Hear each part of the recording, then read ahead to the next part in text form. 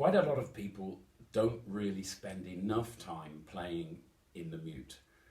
They just shove it in the bell and hope that it'll work. You need to get to know your mutes. You need to actually make sure they work in your instrument and really actually do some practice to see how they handle. The sound that the instrument makes muted is completely different, and it will alter the way that you articulate and that you cross harmonics. So don't be afraid to do some proper practice in the mute. Quite a few composers actually ask for this mute. When they don't ask, quite often you can use your intelligence, your musical intelligence, to say, well, actually this section, this muted section, might sound nicer with a slightly softer mute, whereas perhaps a louder passage might sound better with the tin mute, which we'll play in a minute. And as you can see, it's brand new, and the corks are quite wide, they're quite full. It may be that when I put this in the bell, the sound is a little bit open. So I might need to take some sandpaper to actually take these corks down a little bit so that the mute actually goes into the bell a bit further and we actually get a muted sound. This is a new mute. I haven't quite fixed it in my mind yet. So the first little excerpt that I'm going to play is from Bartók's Concerto for Orchestra, the first movement. And here Bartók actually puts the direction, always use a soft brackets cardboard mute. So I'm going to put it in the bell and play you this little excerpt. It's very short.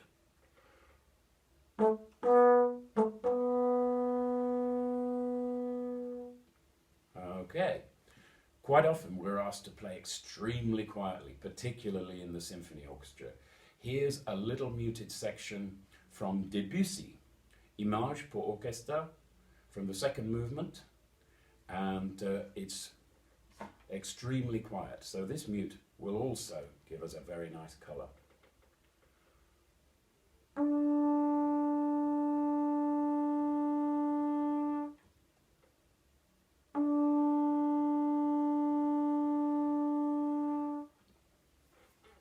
Okay, so one other thing we need to look at is actually how you put the mute in the bell and out of the bell.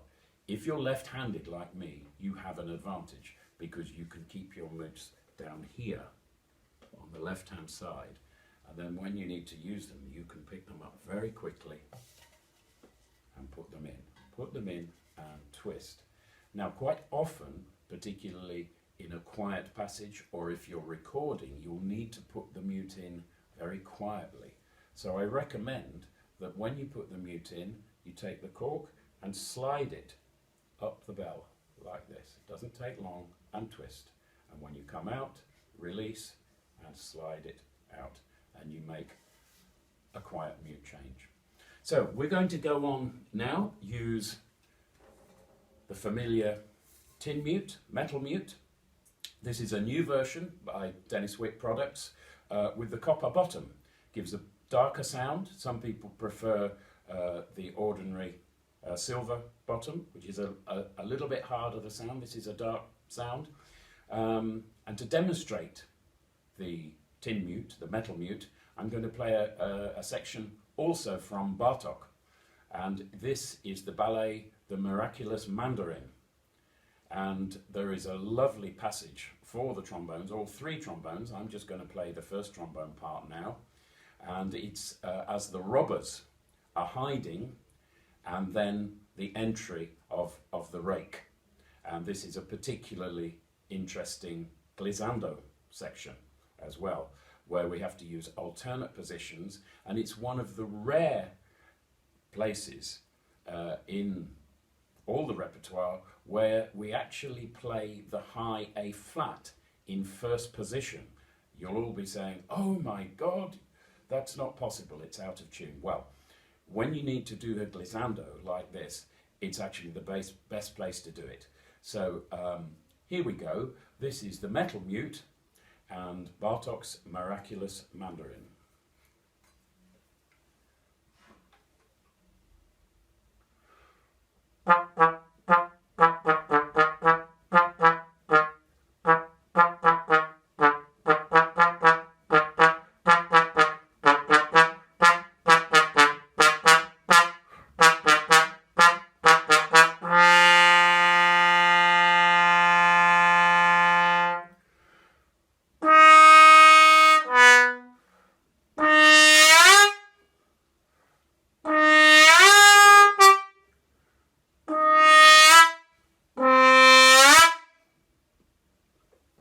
So that's a loud section demonstrating the metal mute. Another interesting sound with the metal mute is from Stravinsky, The Rite of Spring. And here, if you really use your articulation, you can get the metal mute to really buzz. Here we go.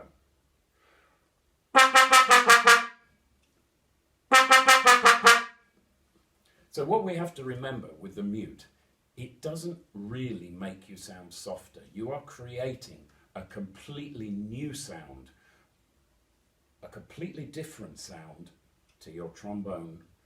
It's another trombone. It's the muted trombone. So practice in the mute so that you can actually play this sound and make a really characterful sound on the mute, comfortably.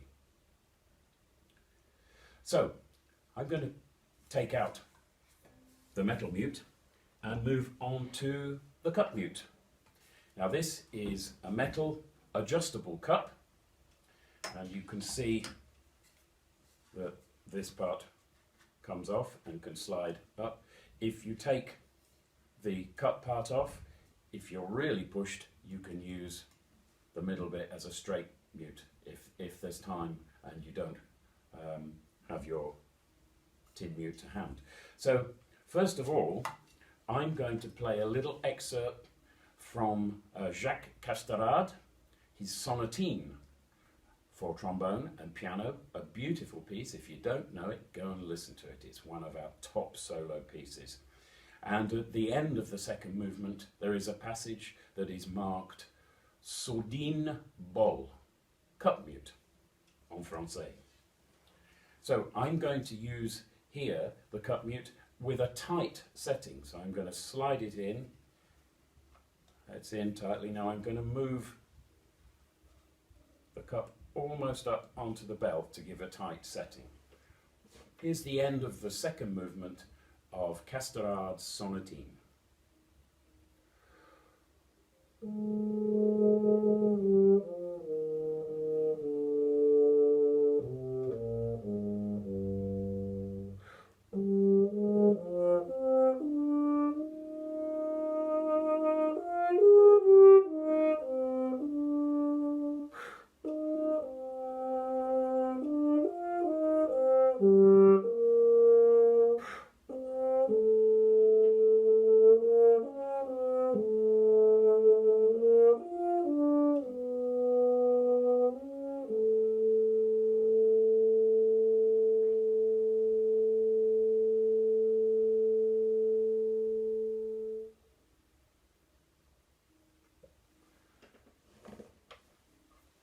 So, staying with the cup mute, I'm going to now change the setting and open it up a little bit. I'm just going to play a little passage from a well-known tune, That's a Plenty by Lew Pollack, to demonstrate, perhaps in light music or in jazz, how you get this rather special sound of the cup mute.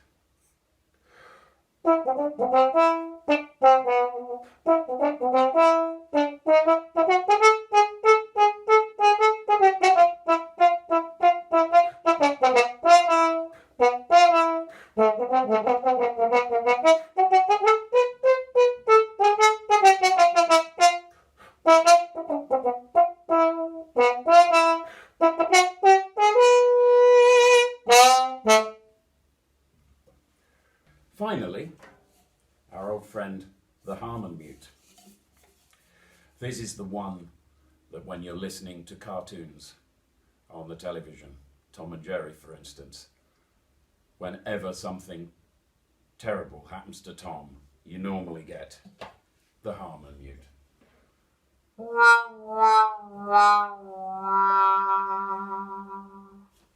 Okay, so I'm going to play a passage here from George Gershwin, well-known Rhapsody in Blue, where we have to play in the Harmon mute.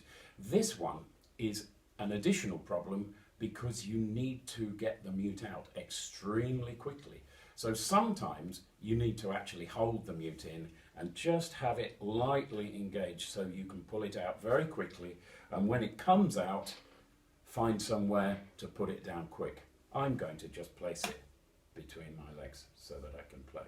Here we go then. This is the short Harmon excerpt from Rhapsody in Blue, George Gershwin.